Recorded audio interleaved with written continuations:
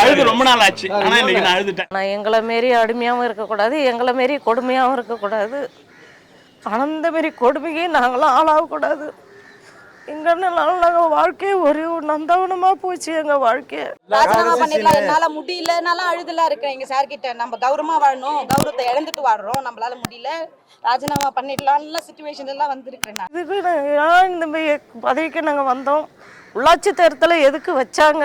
எனக்கு ஒரு செல்ஃப் ரெஸ்பெக்ட்ன்றதே கிடையவே கிடையாது. அந்த செல்ஃப் ரெஸ்பெக்ட் இழந்துட்டு தான் உட்காந்துருக்கோம்.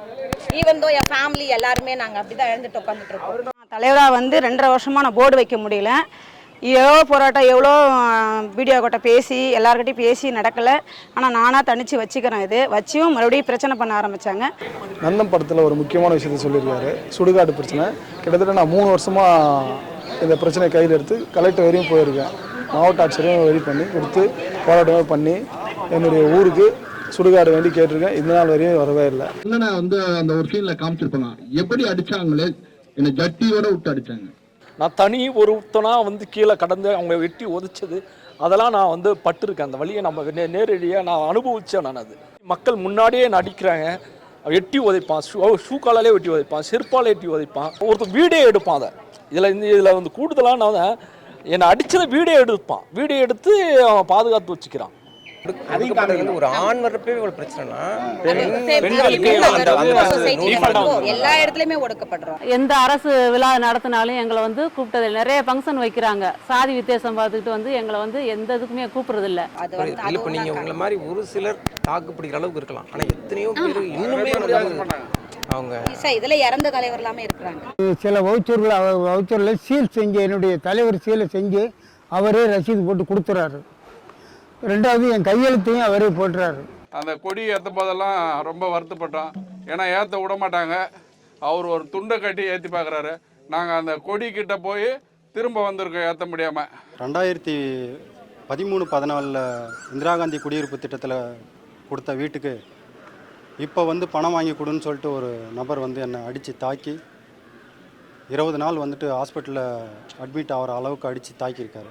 இந்த படத்துல அந்த நந்தன் சொல்லி ஃபர்ஸ்ட் ஒருவர் பாருங்க, அந்த கேரக்டராகவும் வாழ்ந்திருக்கேன். அண்ணா அடிப்பட்ட கேரக்டராகவும் வாழ்ந்திருக்கிறேன். அது முக்கால்வாசி வந்து நான் அந்த வழியை இன்னும் அனுபவிச்சுட்டு இருக்கேன். இப்போ நான் சொல்றது கூட யாருக்காவது தெரியணும், எந்த அதிகாரிக்காவது இது போய் சேரணும். நாங்களும் இவ்வளோ அசிங்கப்படுறோம், அவமானப்படுறோம், எங்களால் எதுவுமே வாங்க முடியல. யார் கையிலையோ போயிடுது, அவங்க கிட்ட போய் அசிங்கப்பட முடியலன்னு அவங்களுக்கு தெரியணும். ஏதாவது ஒரு இப்போ கூட இந்த பேட்டி நான் அதுக்கு தான் போடுறேன். ஏதாவது ஒரு அதிகாரிக்கு எங்கள் குறை தெரியணும். ஏன்னா யாருக்குமே சொல்ல முடியல. நான் போன இடம்லாம் வாங்கி வச்சுட்டாங்க ஒன்று. எங்களால் அதுக்கு தாண்டி போகிறதுக்கு எங்களுக்கு பலம் இல்லை. ஊர்லேயும் பார்க்கணும், எல்லாருக்கும் பதில் சொல்லணும், சண்டை வாங்குறவங்ககிட்டையும் நாங்கள் பேச்சு வாங்கணும். ஒருத்தனும் எங்கள் பேரை சொல்லி என் கேஸ்ட்டை சொல்லி அசிங்கப்படுத்தும் போதெல்லாம் நாங்கள் கூனி குறுக்கி நிற்கிறோம். நான் எலெக்ஷன்ல நாமினேஷன் பண்ணதுனாலே என்னை வந்து கத்தியால குத்திருக்காங்க. இன்னும் சொல்ல போனா என்னோட ஒரு பள்ளியை உடைச்சிருக்காங்க. என்னை எழுத்து ஒருத்தர் நான் வந்து டிகிரி முடிச்சவனு நிக்கிறேன் இல்லையா, உனக்காக நானும் டிகிரி முடிச்சவன நிறுத்துறேன் அப்படின்னு ஒரு பையனை நிறுத்தினாங்க. எனக்கு பொதுக்குழுல போய் நாமினேட் பண்றேன், நீ நாமினேஷன் பொதுக்குழுல பண்ணக்கூடாதுன்னு நான் அடிச்சாங்க. ஓட்டாவுல பதவிக்கு வந்த நீ நாட்டாம பண்ணுவேன் நாங்க பாத்துக்கிட்டு இருக்கணுமா? அடிச்சு கொள்ளுமாப்ல.